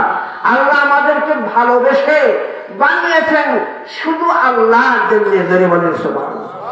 আল্লাহ বলে, বান্দা এই পৃথিবীতে আসার আগে তোমার জন্য আমি জমিন বানাইলাম, আসমান বানাইলাম, নদ নদী পাহাড় পর্বত ফলমূল কত সুন্দর ধরনী আমি সাজাইলাম। কার জন্যে? তোমার জন্যে। সব কিছু বান্দা আমি তোমার জন্য বানাইছি, আর তোমাকে আমি আল্লাহ আমার জন্য বানাইছি। ধরে বলেন সুবহানাল্লাহ। আমার দেওয়া নেয়ামত তুমি ভোগ করবে, আমার দেওয়া জমিনে বিচরণ করবে, আমার দেওয়া ফলফলাদি সৃষ্টি তুমি ভোগ করবে। তামাম বিশ্বকে তোমার খাদেম বানাইলাম, আর তোমাকে মাখদুম বানাইলাম। তোমার খেদমত আমার বিশ্বের সমস্ত মাখলুক করবে, তুমি শুধু খেদমত নেবে। আর বান্দা তুমি আমাকে সিজদা করবে, আমার ইবাদত করবে। ওমা খালাকতুল জিন্না ওয়াল ইনসা ইল্লা লিয়াবুদুন। শুধুমাত্র একমাত্র জিরো ইনসানকে আমি আল্লাহ ইবাদতের জন্য আমার জন্য বানাইছি। ধরে বলেন সুবহানাল্লাহ। কিসের অভাব আপনার? আপনার খাবার নাই, আপনার টাকা নাই, আপনি অসুস্থ, আপনার অভাব অনটন আছে, আপনি গভীর রাত্রে অথবা যে কোনো মুহূর্তে আল্লাহর দরবারে হাত তুলে যদি দোয়া করতে থাকেন, চোখের পানি ছেড়ে দেন, আল্লাহ বলে বান্দা তুমি আমাকে ডাক দেওয়ার আগে আমি আল্লাহ তোমার চাহিদা পূরণ করে দেবো। ধরে বলেন সুবহানাল্লাহ। ফাযকুরুনি, বান্দা যখন তুমি আমাকে ডাকো, আযকুরকুম, আমি তোমার ডাকের সাড়া দেই। তোমাকেও আমি ডাকি, বান্দা ডাকো কেন? লাব্বাইকা ইয়া আবদি। শুধু তাই না, ওয়া ইযা সাআলাকা ইবাদি আন্নী ফাইন্নী করিব উজিবু দাওয়াতাদ দাঈ ইযা দাআন ফালিয়াস্তাজিবু লি ওয়ালিয়ুমিনু বি লাআল্লাহুম ইয়ারশুদুন। বান্দা যখন তুমি, হে দোস্ত মুহাম্মদ সাল্লাল্লাহু আলাইহি ওয়াসাল্লাম, আপনি জানিয়ে দিন আপনার ভক্তবৃন্দরা, উম্মতরা, আমার বান্দা যখন আমি আল্লাহকে ডাকে, আমি আল্লাহ অতি নিকটে অবস্থান করি। জোরে বলেন সুবহানাল্লাহ। নাহানু আকরাবু ইলাইহি মিন হাবলিল ওয়ারিদ। আমার আপনার ঘাড়ের উপরে একটা রগ আছে, রগটার নাম হলো সাহারা। রগটার নাম কি? আল্লাহ বলে ওর চেয়েও আমি কাছে, তুমি আমার কাছে যা চাও আমি আল্লাহ তা দিয়ে থাকি। জোরে বলেন সুবহানাল্লাহ। হযরতে জাকারিয়া আলাইহিস সালামকে আল্লাহ পুত্র সন্তান দান করলেন, নাম রাখলেন ইয়াহিয়া। নাম কি? ইয়াহিয়া। এখন দোয়ার ফল ভালো হয় না খারাপ হয়? জোরে বলেন ভালো হয় না খারাপ হয়? ভাইরা আমার, হযরতে ইয়াহিয়া দেখা গেল 25 বছরের সময়, 8 বছরের সময় আল্লাহ পাক তাকে কিতাব দান করলেন। জোরে বলেন সুবহানাল্লাহ। বাচ্চা ছেলে 8 বছরের সময় পয়গম্বরি দান করলেন এবং কিতাব দান করলেন। জোরে বলেন সুবহানাল্লাহ। ওই দেশের বাদশা ছিলেন জালেম বাদশা, সে প্রজাদের উপরে জুলুম করত। এখন তো আর জালেম বাদশা নাই, আছে? প্রজারা বাদশার ভয় সবসময় আতঙ্কিত থাকতো। জোরে বলেন নাউজুবিল্লাহ। এই বাদশা সে দেখা গেল হযরতে জাকারিয়া আলাইহিস সালাম বৃদ্ধ হয়ে গেলেন, আর তার ছেলে ইয়াহইয়া আলাইহিস সালাম তিনি 25 বছরের টকটকে যুবক। জোরে বলেন সুবহানাল্লাহ। এই টকটকে যুবক তিনি পয়গম্বর।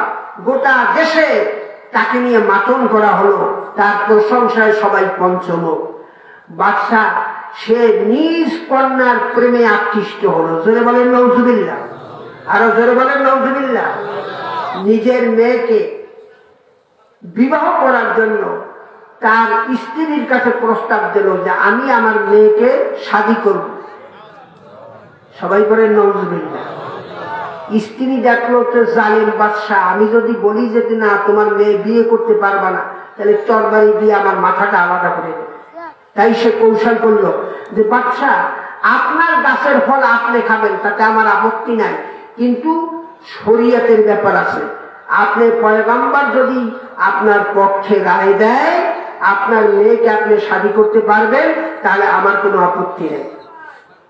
বাদশা চিন্তা করলো, বাস স্ত্রীর কাছ থেকে যখন এত সুন্দর প্রস্তাব আসলো, পয়গম্বর তো আমি যা বলবো তাই শুনবে। তবে এমন একটা কথা, বাজে কথা, জাকারিয়া আলাইহিস সালাম বৃদ্ধ মানুষ, তার কাছে বলাটা বড় লজ্জাজনক। আর এখন তার দরকার নাই, তার ছেলে ইয়াহিয়া আলাইহিস সালাম ওনাকে বললেই যথেষ্ট। জোরে বলেন নাউজুবিল্লাহ।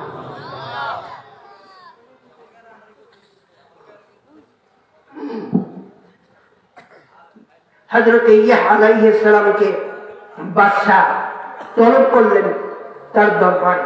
ইয়াহইয়া আলাইহিস সালাম আসলেন, বাদশা সসম্মানে তার সিংহাসনের পাশে আর একটা কুর্সি চেয়ার বসিয়ে হযরতে ইয়াহইয়া আলাইহিস সালামকে বসতে দিলেন। হযরতে ইয়াহইয়া আলাইহিস সালাম বসলেন। বাদশা বলল যে আপনাকে ডেকেছি একটা পরামর্শ এবং একটা সিদ্ধান্ত নেওয়ার জন্য। ইয়াহিয়া আলাইহিস সালাম বললেন, কি পরামর্শ, কি সিদ্ধান্ত? ইয়াহিয়া আলাইহিস সালামের কথায় বাদশাহ বিস্তারিত ঘটনা খুলে বললেন যে আমি আমার কন্যাকে বিবাহ করতে চাই। হযরত ইয়াহিয়া আলাইহিস সালাম বললেন, এটা হারাম, সম্পূর্ণ হারাম, নিজ কন্যাকে কখনো আপনি শাদী করতে পারবেন না।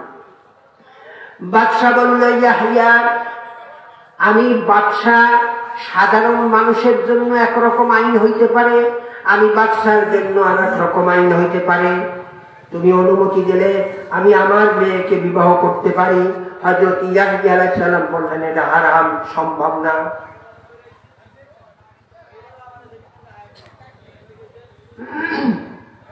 বাদশাহ বললে, দেখো, তুমি আমার পক্ষে রায় দিলে আমি একটা বিশাল ইনাম দেব, পুরস্কার দেব।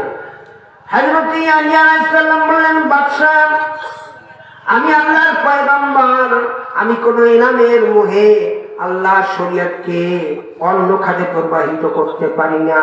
আপনি জেনে রাখবেন, নিজ কন্যাকে বিবাহ করা সম্পূর্ণ হারাম। বাদশাহ অনেক চেষ্টা করার পরেও যখন ইয়াহিয়া আলাইহিস সালাম তার পক্ষে রায় দিল না, সাথে সাথে তার মাথাটা আলাদা করে দিল, তরবারি মেরে দিল। হযরত ইয়াহিয়া আলাইহিস সালামের মাথাটা দেহ থেকে ছিটকে বাদশার সামনে পড়ে গেল। জোরে বলেন নাউজুবিল্লাহ। কিতাবে লেখে হযরত ইয়াহিয়া আলাইহিস সালামের কাটা মাথাটা লাফাতে লাগলো, লাফাতে লাফাতে বাদশার সামনে এসে খটখট করে হাসতে লাগলো, আর জবান থেকে বের হতে লাগলো, হারামুন হারামুন হারাম।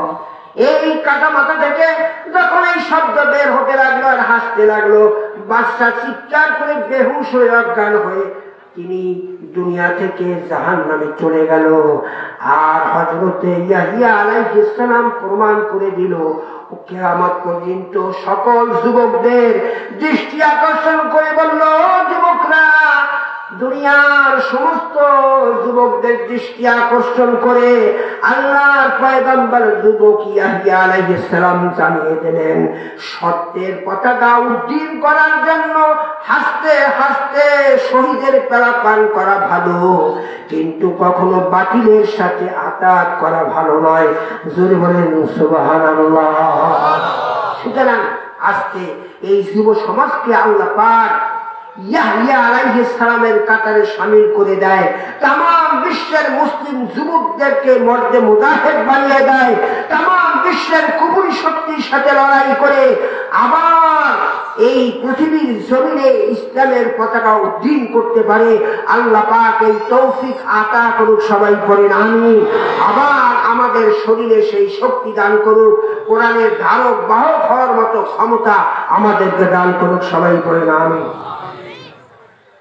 আসুন, আজকে আমরা এই মাহফিলের সম্মানিত সভাপতি সংক্ষিপ্ত কিছু কথা বলবেন, এরপরে তওবা হবে, দোয়া।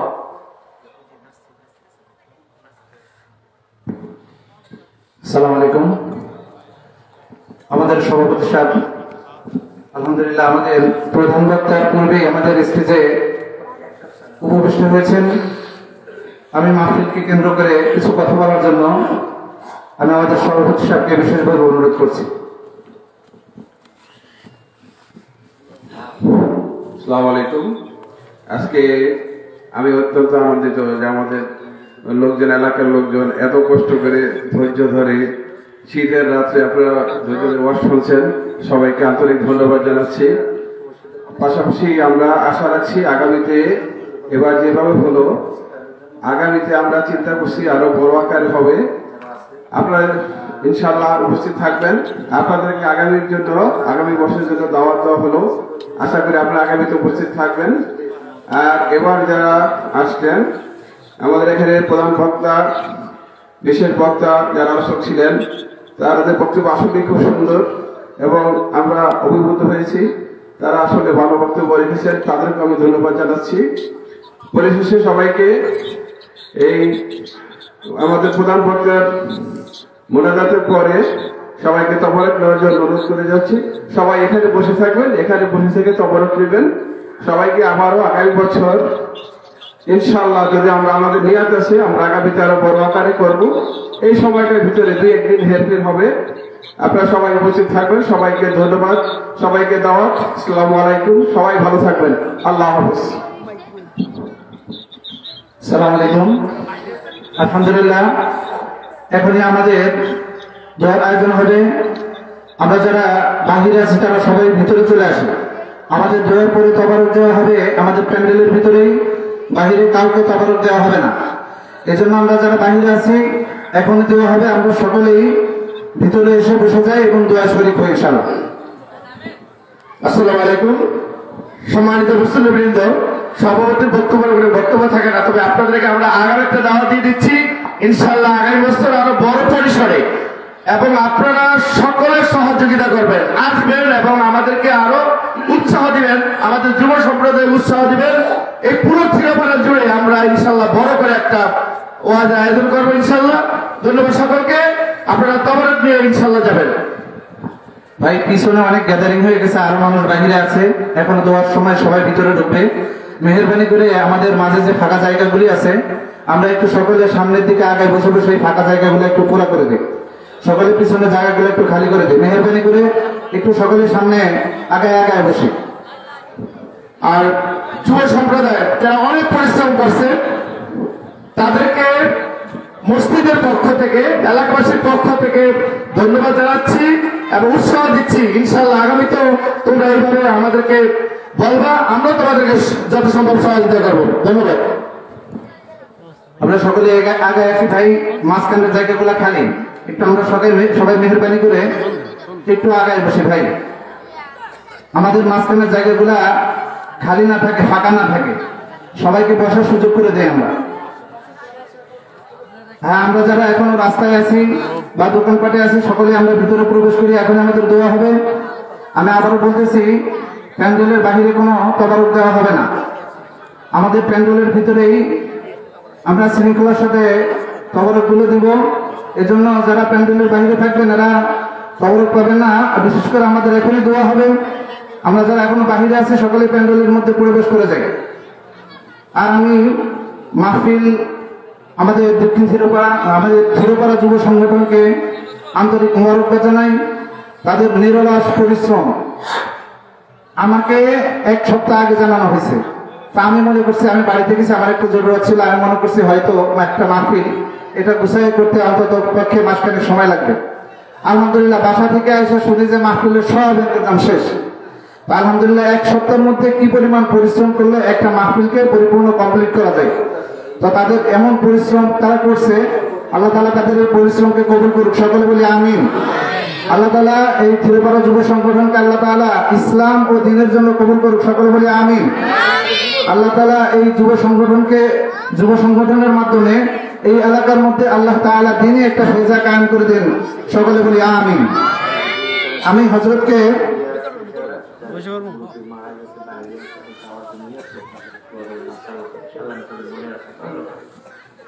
একটু সামান্য সময় আমরা নেব। আমাদের মাহবুবদের পক্ষ থেকে একটা অনুরোধ আসছে গীবত সম্পর্কে আলোচনা করার জন্য।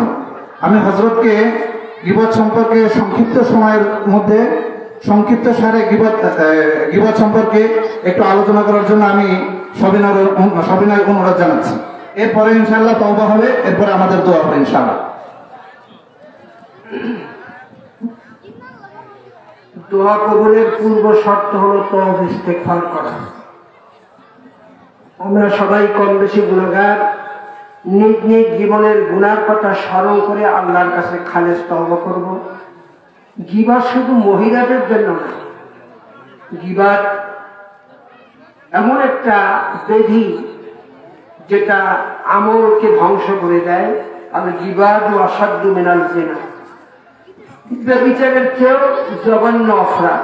আমরা যেন পুরুষ এবং নারী সকলেই গীবত থেকে আল্লাহ আমাদেরকে হেফাজত রাখুক। সবাই বলে আমিন। আপনারা কথা বন্ধ করেন। এতক্ষণ যে যেখানে ছিলেন, পর্দার আড়ালে সমস্ত মা বোনরা আছেন, সবাই নিজ নিজ জায়গায় বসে পড়েন। কারণ হলো অনেক ভাইয়েরা বন্ধুরা তারা দেশের বাহিরে আছে, প্রবাসে আছে, তাদের মায়েরা বাবারা এখানে আছে, তাদের বুকটা খালি, তারা বিদেশে আছে, তারাও অনেক কষ্ট করতেছে। এই প্রোগ্রামের জন্য তারা যথেষ্ট সহযোগিতা করেছে, আমরা তাদের জন্য দোয়া করব। বিশেষ করে অনেকে বিদেশে যাওয়ার জন্য চেষ্টা চালাচ্ছে, তাদের জন্য দোয়া করব। অনেকে অসুস্থ আছে, তাদের সেবার জন্য দোয়া করব। অনেকে মা বাবা হারিয়েছে, তাদের জন্য দোয়া করব। তারপরে আমাদের অনেকের অনেক কিছু চাওয়া পাওয়া আছে। দোয়ায় কি বরকত হয় আমি একটু আগেই বলেছি। আসেন দোয়া পাওয়ার জন্য আল্লাহর কাছে আমরা দোয়া করব। সেই দোয়ার পরিবেশ করে নেই, আগে নিজের মনটাকে ছোট করে আর আল্লাহর সাথে একটা কানেকশন করেন যে আল্লাহ দিতে পারে।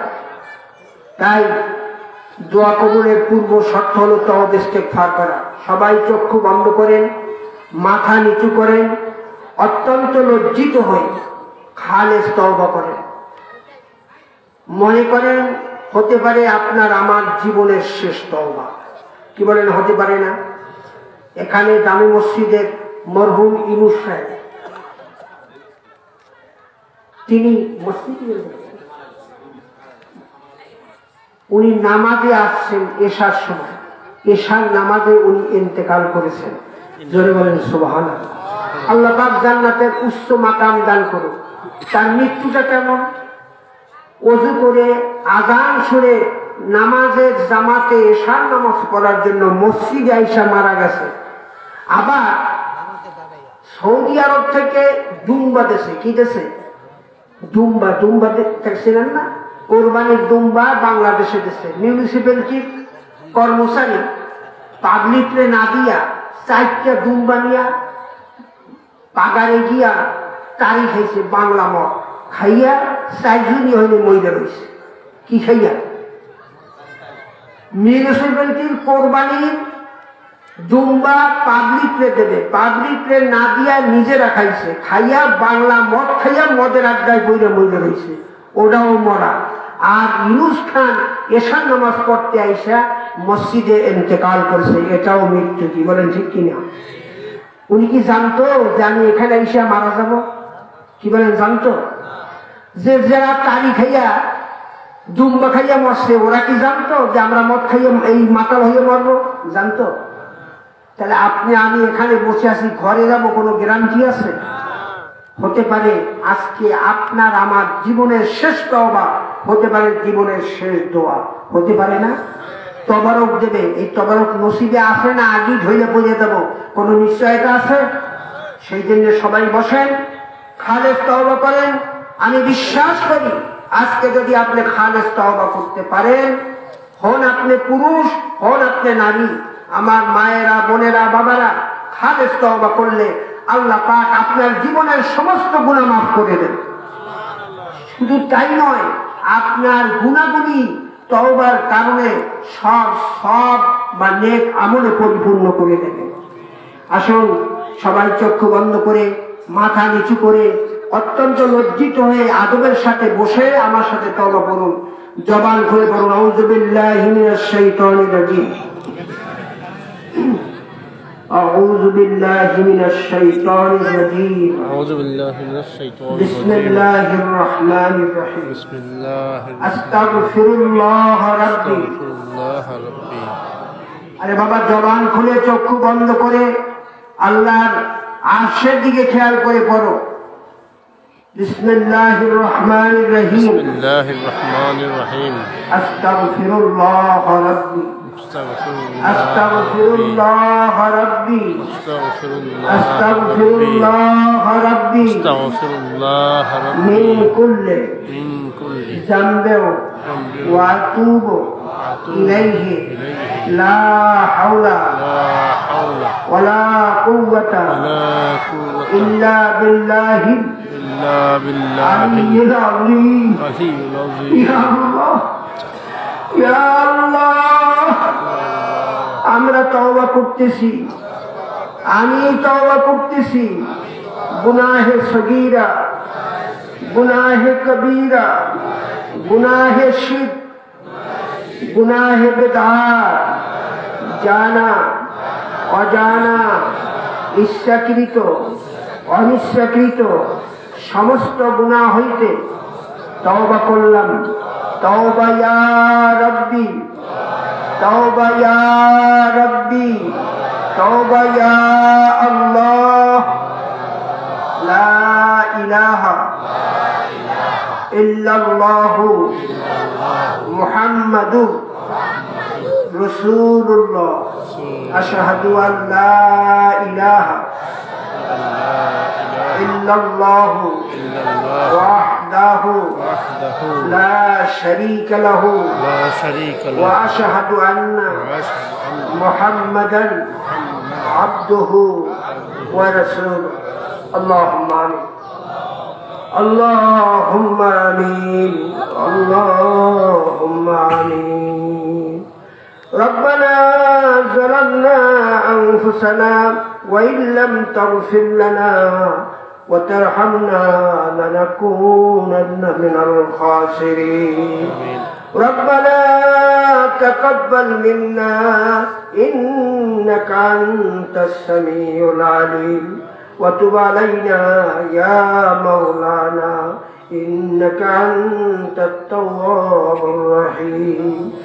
اللهم نور قلوبنا بتلاوة القرآن، اللهم نور قلوبنا بتلاوة القرآن وزين أخلاقنا بزياء القرآن وحسن أبداننا بنور القرآن وأدخلنا الجنة بشفاعة القرآن وأدخلنا الجنة بشفاعة القرآن.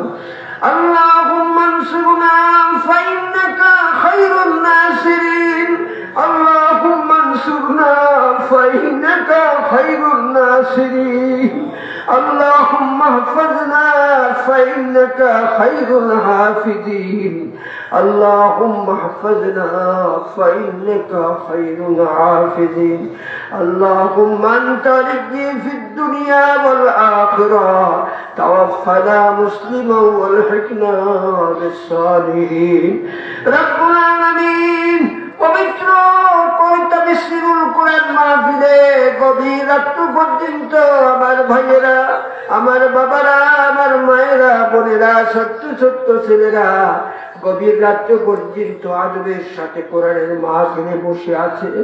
আয় আল্লাহ, এই গভীর রাত্রে গুনার কথা স্মরণ করে তওবা ইস্তিগফার করে গুনার বোঝা মাথায় নিয়ে দুটো পাপের হাত তোমার শাহী দরবারে তুলে দিয়েছি।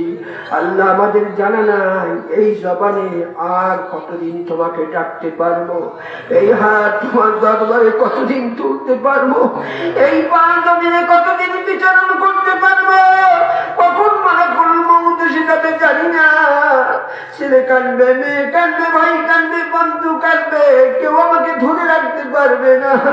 এই পৃথিবী থেকে জন্মের মতো বিদায় হয়ে যাব, অন্ধকার কবরে কোটি কোটি বছর পরে থাকবো, আর কোনোদিন এই পৃথিবীতে আসতে পারবো না। কেউ আমাদেরকে ডাকবে না, কেউ আমাদেরকে প্রয়োজন মনে করবে না।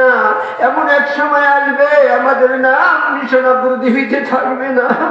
আল্লাহ, শয়তানের ধোঁকায় পড়ে গুনাহ করে করে জীবনকে বরবাদ করে দিয়েছি। খালেস তওবা করে গুনার আসামি হয়ে দুটো হাত তোমার শাহী দরবারে তুলে দিয়েছি। আল্লাহ, তুমি গুনার দিকে নজর করো না, আমাদের মুখের দিকে নজর করো, আমাদের চোখের দিকে নজর করো, আমাদের দিলের দিকে নজর করো। এই মুহূর্তে আমাদের অন্তরে তুমি ছাড়া কেউ নেই। আল্লাহ, মেহেরবানি করে আমাদের তামাম জীবনের গুনাহকে তুমি মাফ করে দাও। আয় আল্লাহ, তুমি দয়াময়, মায়াময়। আল্লাহ, বড় মহব্বত করে আমাদেরকে বানিয়েছো। গুনার কারণে যদি জাহান্নামে জ্বালাও তোমার কোনো লাভ হবে না। আল্লাহ, দয়া করে মায়া করে আমাদেরকে যদি মাফ করে দাও, আল্লাহ তোমার কোনো কমতি হবে না। আল্লাহ, তোমার হাবিবের খাতিলে, গফুর গফফার নামের খাতিলে আল্লাহ আমাদের সকলের জীবনের গুনাহকে তুমি মাফ করে দাও। আল্লাহ, এই মাহফিলকে, এই অনুষ্ঠানকে তুমি কবুল করে নাও। আল্লাহ, যত ইন্তজাম করা হয়েছে, আল্লাহ যত কিছু ওখানে খরচা করা হয়েছে, দান ধ্যান করা হয়েছে, তাবারকের ব্যবস্থা হয়েছে, আল্লাহ ওয়াজ নসিহত হয়েছে, সমস্ত আমলকে তুমি কবুল ফরমাও। হায় আল্লাহ, তামাম হাদিয়া সোনার মদিনায় নবী পাকের রওজা মুবারকে পৌঁছায়া দাও। হায় আল্লাহ, তামাম হাদিয়া সোনার মদিনায় নবী পাকের রওজা মুবারকে পৌঁছায়া দাও। বারে বারে মক্কা মদিনা জিয়ারত করার তৌফিক দাও। সোনার মদিনা সোনার মানুষটিকে না দেখাইয়া ওদের কাউকে কবরে ঘুম পড়া বানান।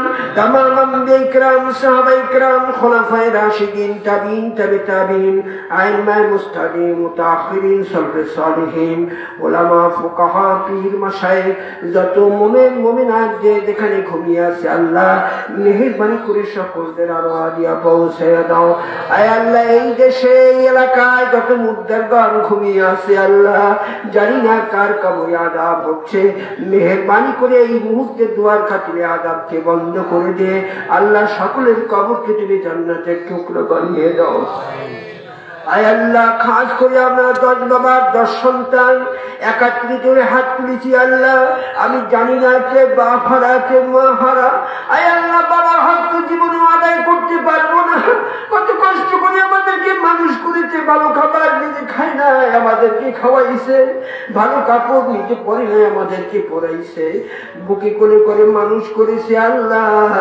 সেই বাবাকে নিজের হাতে কাপড়ের কাপড় পরাইয়া মাটির দোমানে ঘুম পড়াইয়া দিলাম।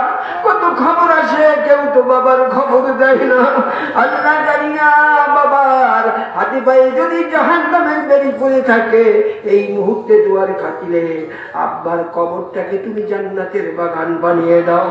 আয় আল্লাহ, জনম দুঃখিনী মা, যার উদরে 10 মাস 10 দিন ছিলাম, যার কলিজায় লাঠি মেরে দুনিয়ায় আসলাম, যার বুকের রক্ত খেয়ে মানুষ হয়েছি আল্লাহ, এই মুখে কত চুমু খেয়েছে। আয় আল্লাহ, সেই দুঃখিনী মা আম বাগানে বাল বাগানে পড়ে আছে। আয় আল্লাহ, জানি না মায়ের সাথে কেমন ব্যবহার করেছো, আজকের দোয়ার খাতিরে জারম দুঃখিনী মায়ের কবরকে জান্নাত বাগান বানিয়ে দাও। রব্বে রহমহুমা কামা রব্বায়ানি সগীরা। বাবারা চোখের পানি ফেলে কাঁদো, জিন্দা মুর্দা বাবার জন্য।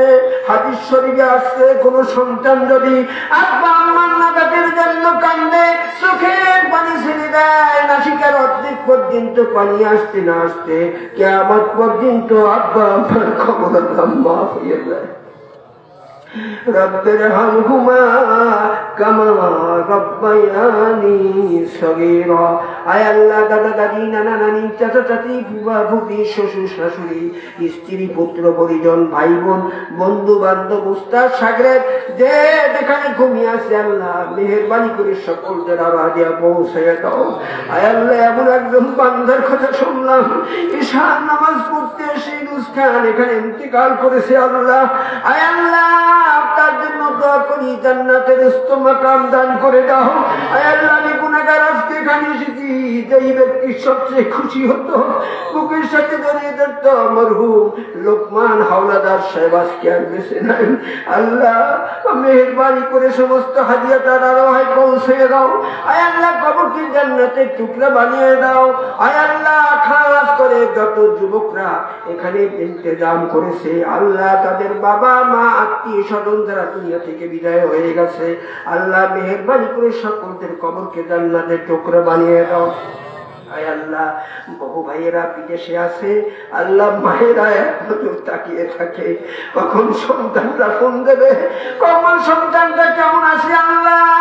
মায়ের মুখ খালি করো না, সন্তানদের বিদেশে বাহিরে ভালো রাখো আল্লাহ, তাদেরকে আয় রঙ্কারে বরকত দিয়া দিও আল্লাহ। সান্ত্বনা দিয়ে আল্লাহ মা বাবা ভাই বোনদেরকে ধৈর্য ধারণ করার তৌফিক দিও আল্লাহ। বড় দুঃখের আশা নিয়ে অনেক যুবকরা অনেক ভাইয়েরা আল্লাহ বাহিরে যাওয়ার জন্য চেষ্টা চালাচ্ছে। দেশে বড় অভাব, দেশে বড় অন্যায় অশ্লীলতা আল্লাহ, বেকারত্বের ভার আর সহ্য হয় না। আমার সমস্ত যুবকরা বিদেশে যেতে চায়, সহজভাবে যাওয়ার তৌফিক দাও, সুন্দরভাবে গিয়ে কাজকর্ম করার ব্যবস্থা তুমি করে দাও। যারা বাহিরে আছে কাজ পায় না আল্লাহ, তাদেরকে সুন্দর কাজের ব্যবস্থা করে দাও আল্লাহ। আমরা যারা ঋণগ্রস্ত ঋণ থেকে মুক্ত করে দাও, আমরা যারা বিমারগ্রস্ত বিমার থেকে সেবা করে দাও। আমাদের চাকরি নকরি ব্যবসা বাণিজ্য জমি জমা রুজি রোজগারের ভিতরে খাইয়ে বরকত দান করে দাও আল্লাহ। যে সমস্ত মিডিয়া বাইরে এসেছে তাদের প্রতি কাজ রহমত নাজিল করে দাও আল্লাহ। যারা এই মাইকের সার্ভিস দিয়েছে তাদেরকেও তুমি কবুল ফরমাও। আয় আল্লাহ, যারা প্যান্ডেল করেছে সকল ভাবে যে যেভাবে শ্রম দিয়েছে আল্লাহ, এই মাহফিল কিয়ামতের দিন সকলের জন্য নাজাতের ওসিলা বানিয়ে দাও আল্লাহ। আমি জানি না কার মনে কোন দুঃখ কষ্ট আছে আল্লাহ, সকল দুঃখ কষ্ট দূর করে আল্লাহ সকলের নেক আশা তুমি পূর্ণ করে দাও। যুবক ভাইদেরকে নামাজি বানিয়ে দাও আল্লাহ, যুবকদেরকে পবিত্র করে দাও, মা বোনদেরকে পর্দায় থাকার তৌফিক দাও। যাদের বিবাহ শাদী হয় না আল্লাহ বিয়ে শাদীর ব্যবস্থা করে দাও। যাদের সন্তানাদি হয় না আল্লাহ তুমি সন্তান দিয়ে ঘরকে পরিপূর্ণ করে দাও আল্লাহ। এই দেশে এই এলাকায় খাস রহমত নাজিল করে দাও আল্লাহ। সমস্ত এলাকাবাসী ভাই ভাই হিসেবে বন্ধু বান্ধবের মতো বসবাস করতে পারে সুন্দর একটা ইসলামী পরিবেশ তুমি দান করে দাও আয় আল্লাহ। খাস করে এই এলাকায় খাস রহমত নাজিল করে দাও। এই তাফসীরুল কোরআন মাহফিল কিয়ামত পর্যন্ত তুমি কায়েমে রেখে দাও আয় আল্লাহ। খাস করে তোমার দরবারে দোয়া করি, জানি না কার মনে কোন দুঃখ কষ্ট আছে আল্লাহ। এই প্যান্ডেল থেকে বের হওয়ার আগে সকলের মনের কষ্ট তুমি দূর করে দাও। জানি না কখন মালাকুল মউত আসবে আল্লাহ। বেইজ্জতির মৃত্যু দিও না, বেঈমান করে তুলে দিও না। জানি না আল্লাহ কেরাকে নিচে চাপা খেয়ে মরবো, না আগুনে পুড়ে মরবো, না সমুদ্রে ডুবে মরবো, না টর্নেডোতে মরবো আল্লাহ, না কঠিন ব্যাধিতে রোগ সজ্জায় ঢুকে ঢুকে মরবো আমরা জানি না আল্লাহ। বেইজ্জতির মৃত্যু দিও না, কঠিন ব্যাধি দিয়ে বেঈমান করে দুনিয়া থেকে বিদায় করো না। ঈমানের সাথে ইজ্জতের সাথে সিজদা অবস্থায় শাহাদাতের শরাব নসিব করে দিও আল্লাহ। আল্লাহ আমাদের সকলের নেক হায়াত বাড়িয়ে দাও। আমাদের ছেলে মেয়ে স্ত্রী পুত্র পরিজন ভাই বোন আত্মীয় স্বজন বন্ধু বান্ধব সকলকে ঈমানদার দিনদার পরহেজগার বানিয়ে দাও। সকলকে নেক হায়াতে তৈয়বা দান করে দাও। আখিরান দাম যারা এইখানে মাহফিলে ওয়াজ নসিহত করলেন যে সমস্ত উলামায়ে কেরাম আল্লাহ সকলকে দিনের খাঁটি দায়ী হিসেবে তুমি কবুল করে দাও। সকলের আলোচনার মধ্যে তুমি বরকত দান করে দাও। যাহা কিছু আলোচনা হয়েছে আমাদের সকলের জীবনে আমল করে জান্নাতের মেহমান হওয়ার তৌফিক দাও আল্লাহ। আমাদের অন্তরকে ইলমে মারিফাতের নূর দ্বারা উদ্ভাসিত করে দাও। তোমার মহব্বত, তোমার হাবিবের মহব্বত দ্বারা পরিপূর্ণ করে দাও। তোমার নবীর সুন্নাতের উপরে কায়েম থাকা, যেই কাজে তুমি খুশি তোমার বন্ধু খুশি সেই কাজগুলি করার তৌফিক দাও আয় আল্লাহ। তোমার হাবিবের তোফায়েলে তোমার সিফাতি নামের বদৌলতে আজকের দোয়াকে তুমি কবুল ফরমাও। ওয়া সাল্লাল্লাহু তাআলা আলা খায়রি খালকিহি ওয়া নূরি আরশিহি সাইয়্যিদিনা মুহাম্মাদ ওয়া আলা আলিহি ওয়া আসহাবি আজমাইন। সুবহান রাব্বিকা রাব্বিল ইজ্জাতি আম্মা ইয়াসিফুন ওয়া সালামুন আলাল মুরসালিন ওয়ালহামদুলিল্লাহি রাব্বিল আলামিন। বিহাক্কি কালিমাতি লা ইলাহা ইল্লাল্লাহু মুহাম্মাদুর রাসূলুল্লাহ।